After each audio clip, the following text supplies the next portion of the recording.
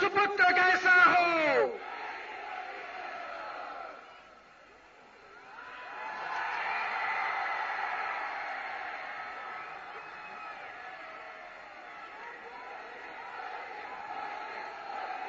भारत माता की। देश का नेता कैसा हो। सबका साथ, सबका साथ। आज आपल्या पश्चिम विदर्भातल्या या सभेसाठी आपल्या भारताचे पंतप्रधान, भारतीय जनता पक्षाचे नेते माननीय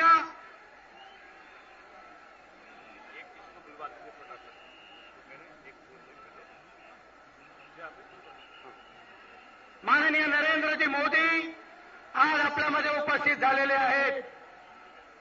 मी माननीय अरुण भाऊ अडसर या मतदारसंघाचे धामणगाव रेल्वे मतदारसंघाचे उमेदवार, भारतीय जनता पक्षाचे नेते यांना विनंती करतो की त्यांनी आपल्या धनगर समाजाने एकोट एकोट जय मल्हार हा नारा देऊन आपल्या या समाजासाठी म्हणून स्वाभिमानाचा अलग जागविला। त्या स्वाभिमानाचं प्रतीक आणि या भागातले राष्ट्रसंत तुकडोजी महाराज ज्यांनी सांगितलं पत्थर सारे बम बनेंगे, युवा बनेंगी सेना, अशा राष्ट्रसंतांची गीता मी माननीय अरुण भाऊंना सांगतो, विनंती करतो की त्यांनी माननीय पंतप्रधान नरेंद्रजी मोदी यांचं घोंगडी घालून आणि ग्रामगीता देऊन स्वागत करावं। भारत माता की, भारत माता की। वारे कमाल, वारे कमाल। यानंतर आपल्या या पश्चिम विदर्भातल्या 18 उमेदवारांच्या प्रचारार्थ आयोजित केलेल्या सभेत धामणगाव रेल्वे मतदारसंघाचे उमेदवार माननीय अरुणभाऊ अडसर हे सभेला संबोधित करतील अशी मी त्यांना विनंती करतो।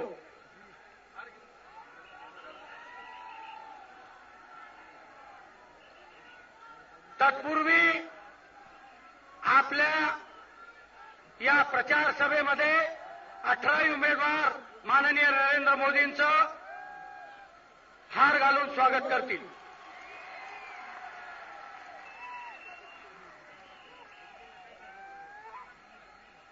माननीय नरेंद्रजी मोदी यांचं स्वागत आटोपलेलं आहे। मी अरुणभाऊ अडसरांना विनंती करतो की त्यांनी सभेला संबोधित करावं।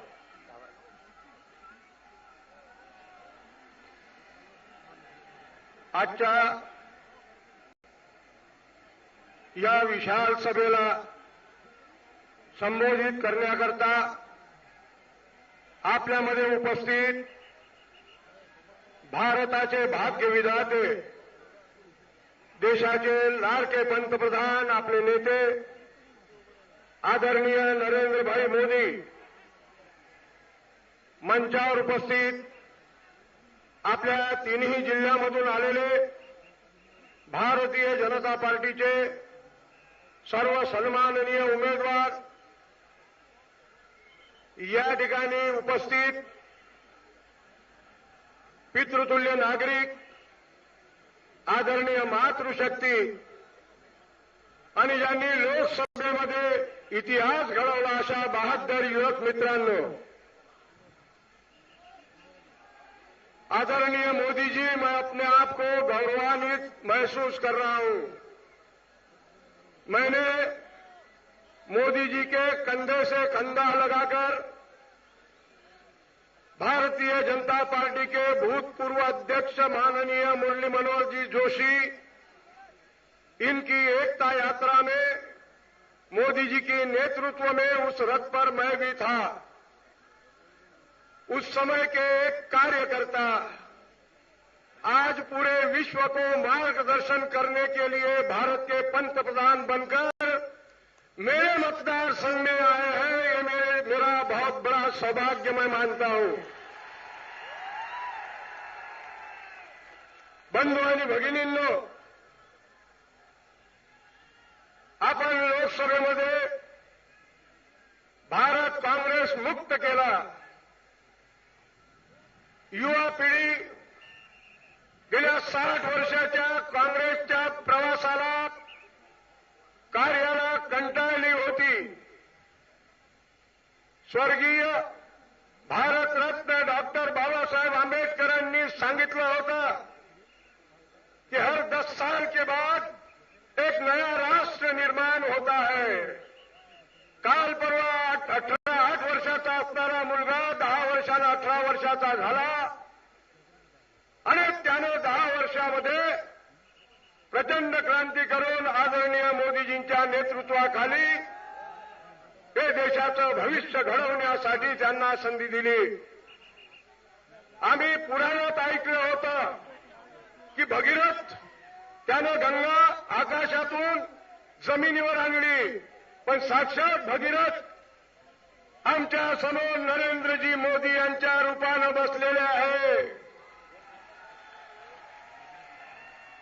शेतकरी सुखी झाल्याशिवाय देश सुखी होऊ शकत नाही आणि कोरडवाहूच्या भरोशावर शेतकरी सुखी होऊ शकत नाही। म्हणून या भगीरथानं नर्मदा अडवली, साबरमतीला जोडली, सरदार सरोवर डॅम निर्माण करून शेतकऱ्यांच्या शेतापर्यंत पाणी पोहोचवलं, 24 तास वीज दिली, माझ्या 72 युवकांच्या हाताला काम दिलं, अनेक संसार उभे केले आणि म्हणून हिंदुस्थानच्या युवकांनी तो आदर्श डोळ्यासमोर ठेवला की एक गुजरातचा मुख्यमंत्री केंद्रामध्ये राज्य नसताना, एक मध्य प्रदेशचा मुख्यमंत्री शिवराज सिंग चौहान केंद्रामध्ये राज्य नसताना, डॉक्टर रमन सिंग छत्तीसगडचा मुख्यमंत्री केंद्रामध्ये राज्य नसताना ही बहादर मंडळी केंद्राच्या आधाराशिवाय आपापल्या राज्यामध्ये काय पालट करतात। अशाच लोकांच्या हातामध्ये भारताचं भविष्य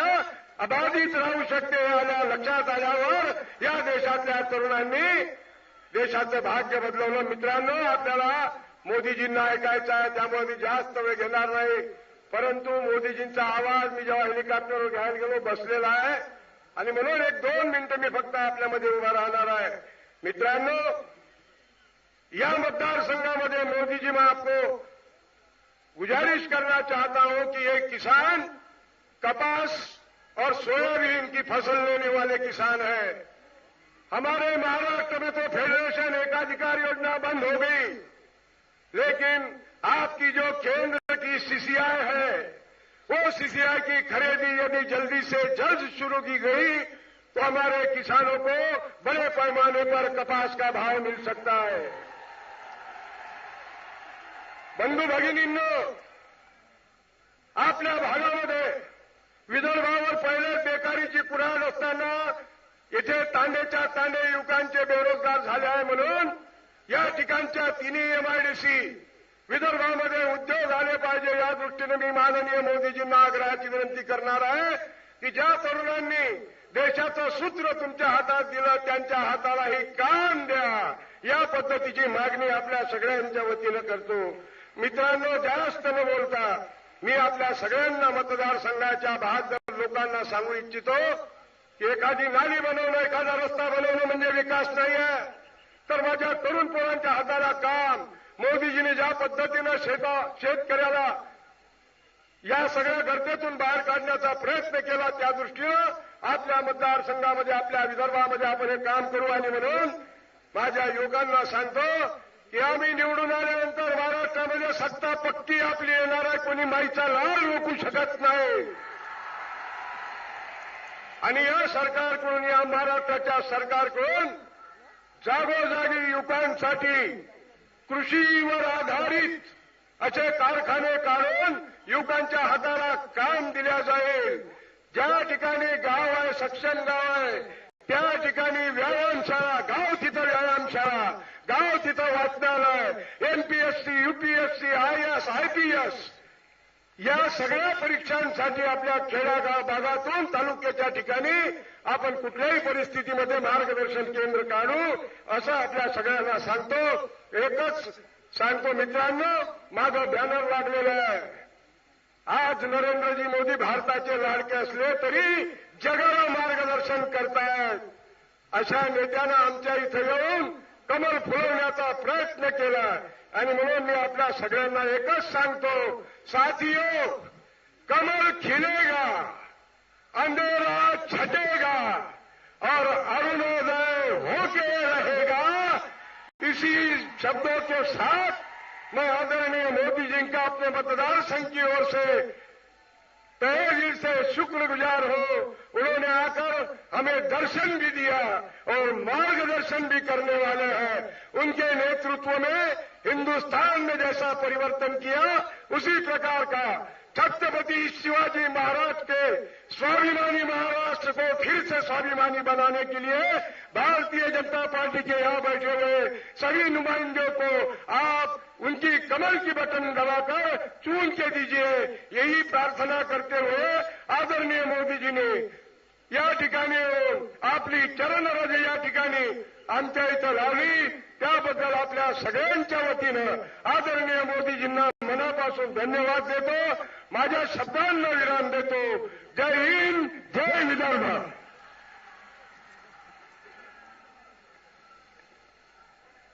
अजूनही बरीच गर्दी होऊन राहिलेली आहे. अनेक लोक येतात आहे. पोलीस प्रशासनाला विनंती आहे की आपण त्यांना सहकार्य करून आतमध्ये घ्यावं. यानंतर वर्धा लोकसभेचे लोकप्रिय खासदार माननीय रामदासजी तडस यांना विनंती करतो की त्यांनी उपस्थितांना मार्गदर्शन करावे.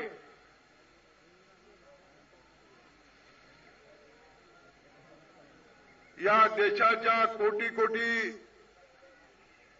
जनतेचे मसीहा, या देशाचे पंतप्रधान नरेंद्रजी मोदी साहेब या ठिकाणी भारतीय जनता पक्षाचे विदर्भाचे नेते अरुण भाऊ अडसाळ,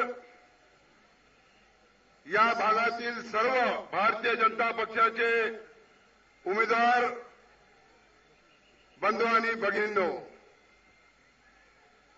4 महिने अगोदर आपण या मतदारसंघात इतिहास घडवला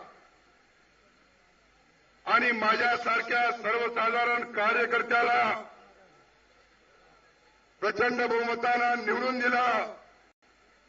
त्याबद्दल मी पहिले प्रथम या ठिकाणी सर्वांचे आभार मानतो. बंधूंनो, या देशाच्या निवडणुका झाल्या आणि निवडणुका झाल्यानंतर अनेक बिल, अनेक महत्वपूर्ण निर्णय पार्लमेंटमध्ये पास केले. नरेंद्रजी मोदी यांच्या काळात जे बिल पास झाले ते गेल्या 60 वर्षात काँग्रेस सरकारनं एवढे मोठे बिल पास केले नाही. बंधूंनो, या ठिकाणी विदर्भात विशेष म्हणजे माझ्या लोकसभा मतदारसंघात अनेक प्रकल्प रखडत पडले आहे.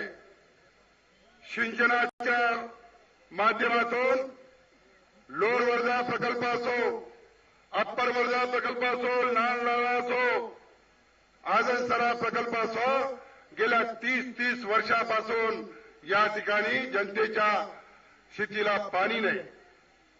आणि म्हणून नरेंद्र मोदी सरकारनं पार्लमेंटमध्ये पंतप्रधान सिंचन योजना पास केली आणि या देशाच्या सर्वच नागरिकाला त्याच्या शेतीला पाणी मिळेल अशी योजना, महत्वपूर्ण योजना या ठिकाणी केली. बंधूंनो, इतिहासात पहिल्यांदा जनधन योजनेच्या माध्यमातून या देशाच्या करोडो जनतेचा खाता बँकेत असावं, त्याही पलीकडे त्यांच्या नावाचा अपघात विमा, जीवन विमा जनतेला सुरक्षित करण्याचं काम नरेंद्र मोदी सरकारनं केलं. 5,000चा ओव्हरड्राफ्ट जनतेच्या नावानं दिला. बंधूंनो, महत्वपूर्ण योजना 100 दिवसात नरेंद्र मोदी सरकारने घेतली. पाकिस्तानमध्ये आपल्या महादेशातील सैनिक पाकिस्तानच्या जेलमध्ये होते, त्यांना आणण्याचं काम नरेंद्र मोदी सरकारनं केलं. इराकमध्ये आपल्या भगिनीला मायदेशी परत आणण्याचं काम नरेंद्र मोदी सरकारनं केलं. एवढ्या महत्वपूर्ण योजना, निर्णय सरकारनं घेतल्या. बंधूंनो, आमचे विरोधक म्हणतात कि 100 दिन में सरकार ने क्या किया है. बंधुओं, एक शायर बनतो, गधे भी गुलाब मांगने लगे हैं, गधे भी गुलाब मांगने लगे. इस देश को लूटने वाले चोर, लुटेरे और बदमाश इंसाफ मांग रहे हैं और 60 दिन में देश को लूटने वाले कांग्रेस 100 दिन में मोदी सरकार को हिसाब मांग रहे हैं. बंधुओं, 60 वर्षात ते काही करू शकले नाही आणि अवघ्या 100 दिवसात हे हिसाब मागायला लागले. या महाराष्ट्राच्या निवडणुकीला समोर जाताना देशात आपण परिवर्तन केलं नरेंद्र मोदीच्या नेतृत्वाखाली. आज आपल्याला महाराष्ट्रात सुद्धा परिवर्तन करायचं आहे आणि म्हणून बंधूंनो, येणारी निवडणूक अत्यंत महत्वाची निवडणूक आहे. या देशाला, या महाराष्ट्राला काँग्रेसनं लुटण्याचं काम 60 वर्षात केलं आहे. सिंचन घोटाळा असो, आदर्श घोटाळा असो, अनेक घोटाळे या महाराष्ट्रात झाले आणि मात्र सोनिया गांधीला एकच फिकर, सोनिया गांधीला राहुल गांधीची फिकीर, शरद पवारला सुप्रिया सुळेची फिकीर, नरेंद्र भाईला जनतेची फिकीर, असा नेता या देशाला आपल्याला मिळाला आहे. आणि मग बंधूंनो, साहेबाचं भाषण आपल्याला ऐकायचं आहे. साहेबाचा गळा खराब झाला भाषण देऊ आणि म्हणून मी आपलं भाषण न लांबवता इथंच समाप्त करतो. जय हिंद. यानंतर लखनौचे महापौर आणि राष्ट्रीय उपाध्यक्ष माननीय दिनेशजी शर्मा यांना मी विनंती करतो की त्यांनी आपले इथे विचार व्यक्त करावे.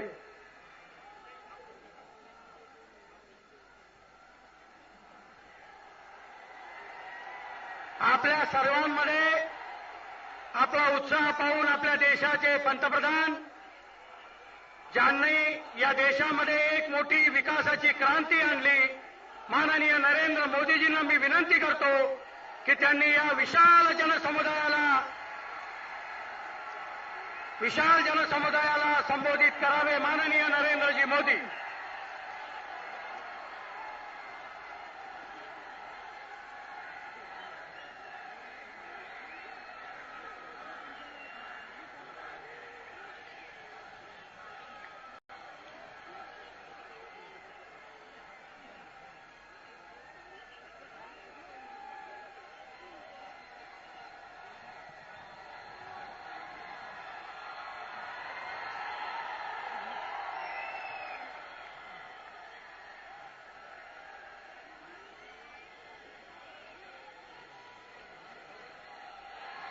मंचावर बसलेले भाजपाचे सगळे नेतेगण,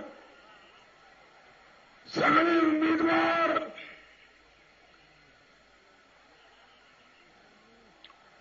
और विशाल संख्या में आए हुए मेरे प्यारे भाइयों और बहनों, पता नहीं आज सुबह गले से आवाज निकल नहीं रही है.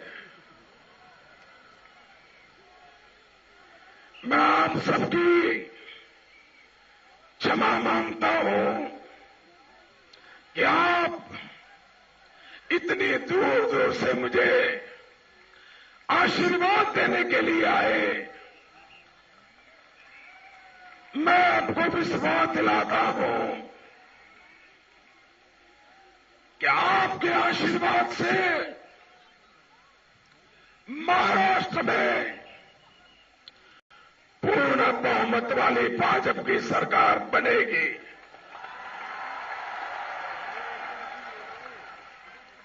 भाइयों बहनों,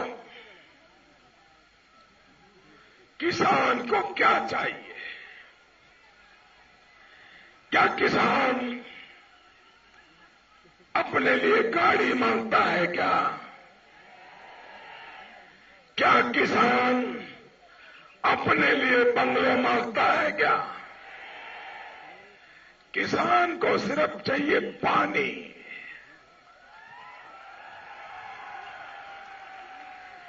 अगर किसान को पानी मिल जाए तो किसान मिट्टी में से सोना पैदा कर देता है।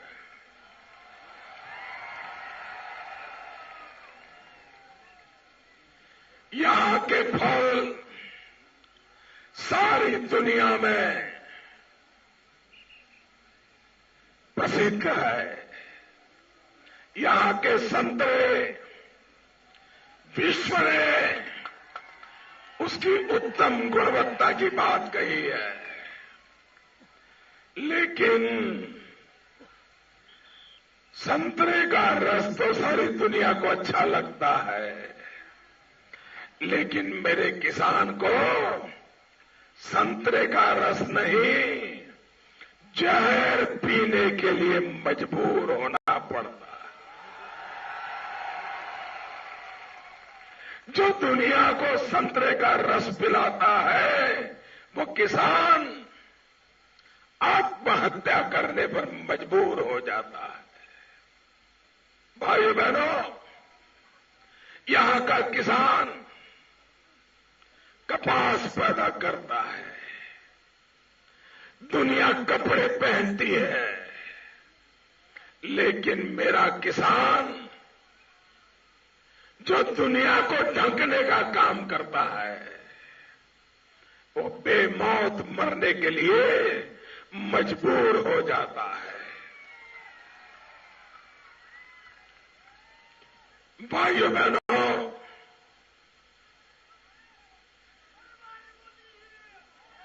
मैं भी अमेरिका गया था। अमेरिका में ये पेप्सी कंपनी के सीईओ को मिला था। मैंने उनको कहा कि आप लोग ये बोतलों में पानी भर भर के सॉफ्ट ड्रिंक दुनिया को बेचते हो, पानी को मीठा करते हैं, कलर डालते हैं, सुगंध डालते हैं, गैस भर देते हैं और अरबों खरबों रुपए का व्यापार करते हो। मैंने उनसे कहा, ये जो कोका कोला है, पेप्सी है, क्या उसमें 5% ताजा फलों का रस डाला जा सकता है? क्या उसमें अंगूर का रस, संतरे का रस उसमें मिक्स किया जा सकता है क्या? उन्होंने कहा, हमने सोचा नहीं है। मैंने कहा, सोचिए।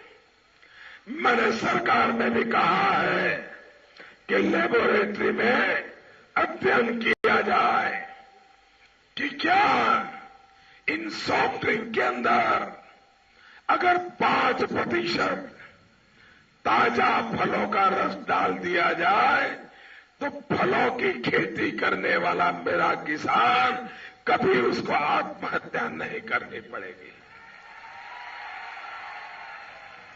सारे हिंदुस्तान के किसान के फल रातों रात बिक जाएंगे।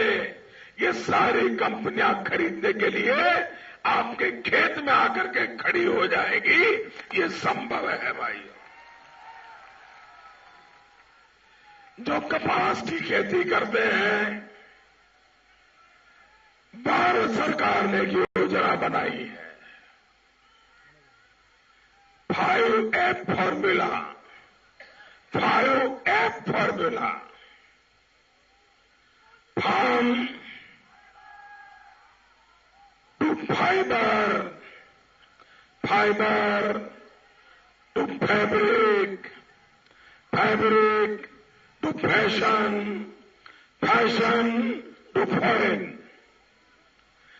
जहां कपास है वहीं धागा निकले, जहां धागा है वहीं कपड़ा बने, जहां कपड़ा है वहीं रेडीमेड गारमेंट बने और वहीं से दुनिया के बाजार में जाए। कपास पैदा करने वाले किसान को पैसा मिलेगा कि नहीं मिलेगा? उसको आत्महत्या करनी पड़ेगी क्या? भाइयों बहनों, ये सपना लेकर के मैं चल रहा हूं। आज इतनी बड़ी संख्या में इस चुनाव का नतीजा क्या आने वाला है, किसी को अगर आशंका है तो जरा ये नजारा देख लो, नजारा देख लो। मैं जहां देखता हूं मुझे माथे ही माथे नजर आ रहे हैं। भाइयों बहनों, आजकल कांग्रेस पार्टी पाकिस्तान की सीमा पर जो हो रहा है उसके लिए बयानबाजी कर रही है। ये समय बयानबाजी की बोली का नहीं, समय जवान की गोली का है। ये बयानबाजों की बोली चलने वाली नहीं है, जवानों की गोली चलने वाली है। भाइयों बहनों, पाकिस्तान को मुंह की खानी पड़ी है। अब दोबारा वो हिम्मत नहीं करेंगे और सीमा पर गांव में पाकिस्तान की गोलाबारी के कारण जिन भाइयों बहनों को अपना गांव से स्थानांतर करना पड़ा है, उन सभी परिवारों को सरकार की तरफ से मुआवजा दिया जाएगा। भारत सरकार तत्काल उस पर कार्रवाई करेगी और इन परिवारों के जो नुकसान हुआ है उसको भरपाई करने के लिए भारत सरकार कदम उठाएगी। मैं उन सभी स्थानांतर करने वाले परिवारों को विश्वास दिलाता हूं कि पाकिस्तान को जवाब दे दिया गया है। जवानों ने पाकिस्तान का मुंह बंद कर दिया है।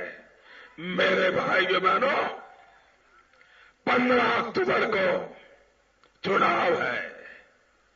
15 अक्टूबर को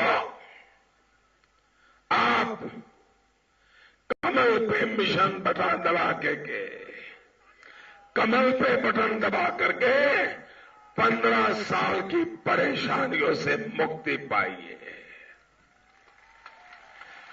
भ्रष्टाचार से मुक्ति पाइए और हिम्मत के साथ महाराष्ट्र को आगे बढ़ाने का संकल्प करें।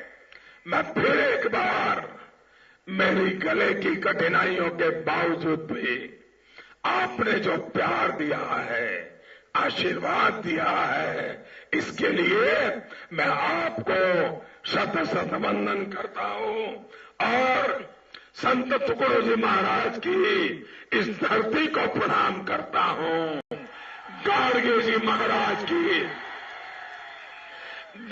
जी महाराज की इस धरती को प्रणाम करता हूं, गुलाबराव महाराज की इस धरती को प्रणाम करता हूं, गांधी विनोबा की इस धरती को प्रणाम करता हूं। और भाइयों बहनों, हम सब मिलकर के महाराष्ट्र को आगे बढ़ाए, यही मेरी प्रार्थना है। भारत माता की। दोनों मुट्ठी बंद करके बोलिए, भारत माता की, भारत माता की, भारत माता की।